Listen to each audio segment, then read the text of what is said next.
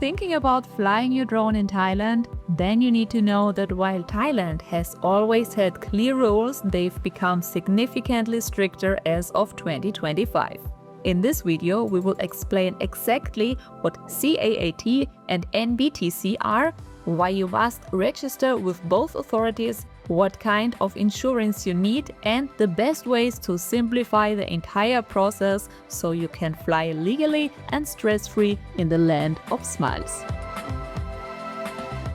Hey everyone, and welcome back to Life Much More Global. Today's video is all about flying drones in Thailand. We, that is my wife Christina and I, have been living in Thailand for more than 1 year now, and we are also huge drone fans ourselves. But in order to have a great experience, there are a few things to consider. In this video, we will talk in detail about all the necessary steps to take and everything you need to know in order to fly legally in Thailand. Thailand has very strict rules regarding to flying drones, and most tourists are completely unaware of that. That's because drones here in Thailand are considered as aircrafts, and even small drones under 250 grams need to be registered if they have a camera on it. And let's be honest, nowadays that's almost every drone out there. If you fly your drone without a registration, then the CAAT, what that is, I'll explain in a minute, can hit you with a fine of up to 40,000 baht, or in extreme cases even with a jail sentence of up to 1 year in prison. And even just owning an unregistered drone becomes illegal after 30 days. So keep that in mind as well. Now, it's not like that the authorities are going to check you every day when you're using your drone. It's rather the opposite. But just in case something happens, somebody's complaining about you, or just in the rare cases that you even get checked, it's always important to have all your proper documents in order to avoid any troubles. So to fly legally in Thailand, you essentially need 3 different things, which are: number 1, a drone registration and a successfully completed pilot test with the CAAT. Then you need to register your drone with the so-called NBTC.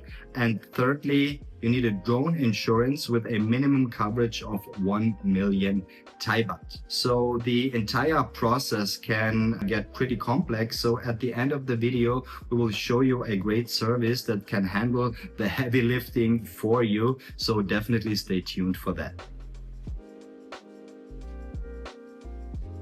All right, let's get started with registration with the CAAT. The CAAT stands for Civil Aviation Authority of Thailand, and that's basically the same authority that manages commercial airplanes. To the CAAT, your drone is basically a small aircraft, and they want to ensure that you know what you're doing. So for the registration process with the CAAT, you need the following. First of all, you need several photos of your drone, your remote controller, and the serial number or QR code of your drone. Then you need to upload your passport, a copy of your passport, a purchase receipt of your drone, which is very, very important. You need to have a receipt of your drone to prove ownership. Then you need a valid drone insurance policy, a Thai phone number, very, very important, that's new. And you also have to pass a new 40-question online pilot test. So because you need a Thai phone number to register with the CAAT, the entire process can only start after you arrive in Thailand. So the best way to get started pretty quickly is to directly go to a 7-Eleven, for instance, get one of those tourist SIM cards, and you're all set to start your registration process. So one thing that's very, very important is that you upload all of your documents correctly, because even if small one detail is off, your application will get rejected and you have to start the process all over again. So that happened to us twice, so we definitely learned from that. So once you have registered your drone with the CAAT, you will also receive an individual drone ID, an identification number, which must be displayed on the drone. So you can either just use a text marker and write it somewhere on the drone, or like we did, just had a sticker, print out the number on it and attach it to the drone. That's probably the easiest way to do so. So I'll probably guess the easiest way for you would be just bring along some stickers, and once you receive the number, write them on it with a pen and attach it to the drone. All right, but now let's get on to the pilot test. This is also, like I said, pretty new and is only valid since 2025, where you have to pass a 40 question test with a time limit to get the CAAT registration. You have 40 minutes to do so, so that's basically 60 seconds per question, and if you fail to pass the test, you have to wait another 24 hours in order to redo it. This test covers 5 areas, which would be airspace, so general knowledge of airspace in Thailand, human factors, aviation laws and regulations, general knowledge, and drone operation. So for all these areas, there is learning materials you can download directly on the website, but there are also options that can help you get through this test with first try very easily, and we'll talk about that in just a minute.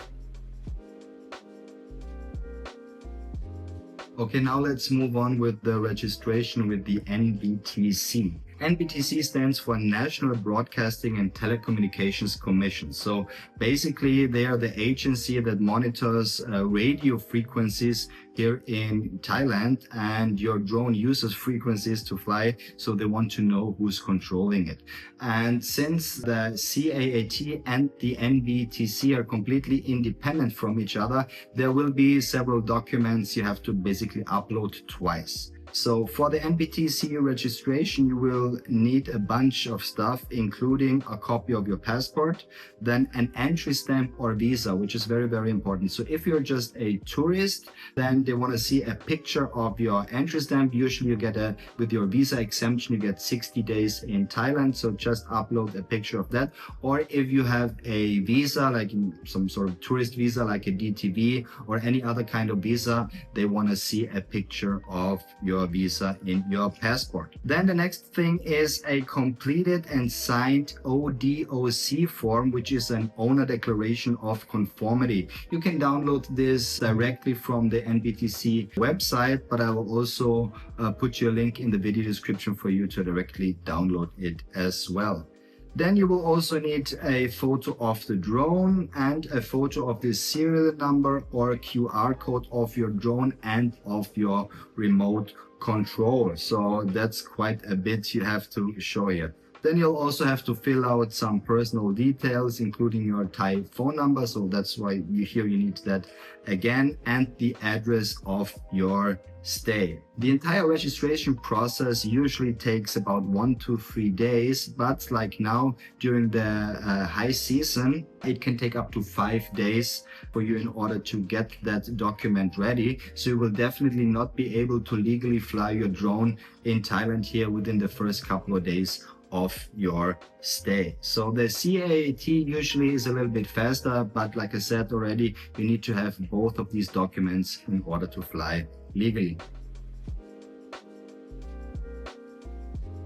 All right, now let's move on to the most straightforward part, which is the drone insurance. To fly legally, I've already mentioned, you need a liability insurance with at least 1 million baht in coverage that specifically meets Thai requirements. That's very important. So you have to have a Thai insurance, because in 99.9% of the cases, the CAAT will not accept an international drone insurance. And you need to have the insurance certificate before registering with the CAAT. So that is the very first step you can do. And you can even do it before entering Thailand, so that when you finally arrive here, that you already have the insurance document ready to get started with the CAAT. There are several reputable drone insuring companies out there in Thailand. You will see here a list of the most important and well-known insurers here in Thailand. You can basically choose any one of these insurers here on the list. They are all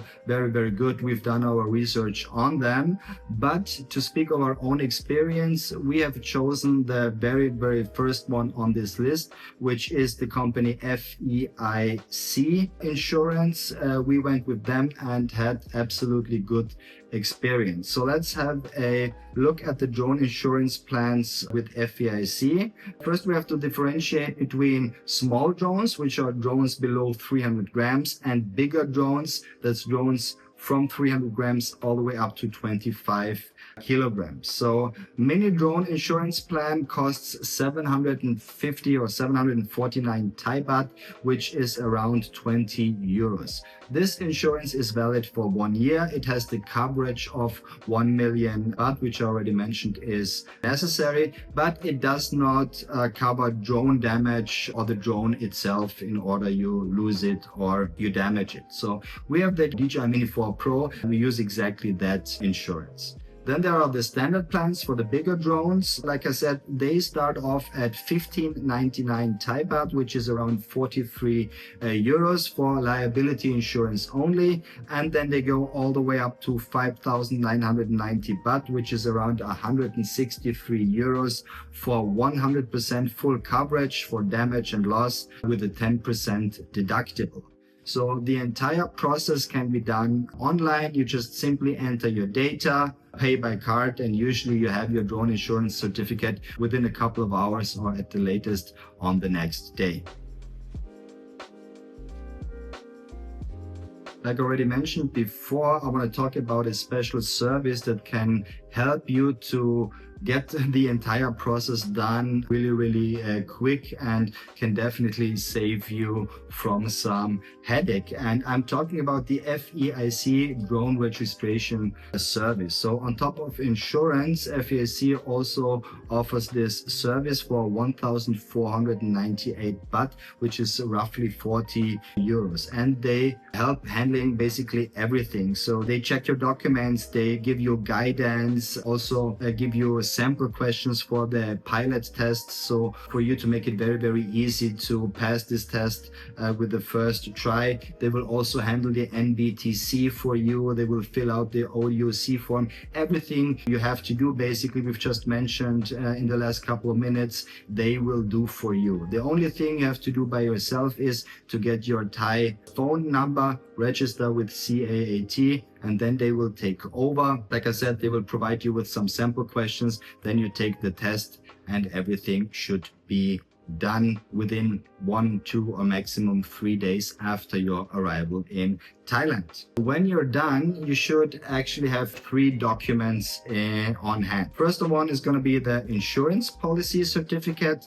Then secondly, the CAAT registration document and the NBTC registration document. Keep all of these copies digitally on your phone, or you can also print them out and have them on you while flying your drone, however you prefer, but make sure to have them on you all times, like I said, when you're flying your drone.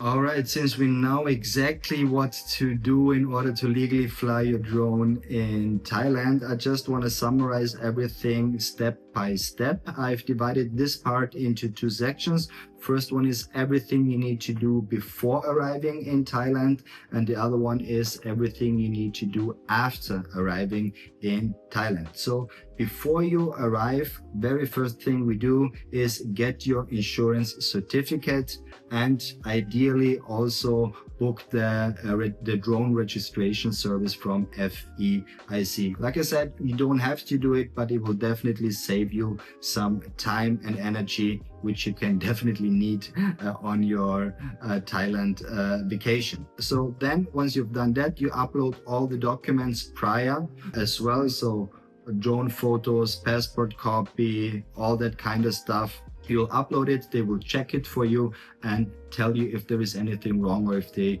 need anything else from you. That's the steps before you arrive in Thailand. Once you arrive, there is a little bit of more steps to do. So first thing would be to buy a SIM card in Thailand. You need that for the CAAT registrations. They will send you an OTP, so a one-time password for registering. So you have to have it active and you cannot use it outside of the country. Then you will create your CAAT account account by yourself using this Thai phone number and give your login credentials to the team of FEIC. They will take over from there.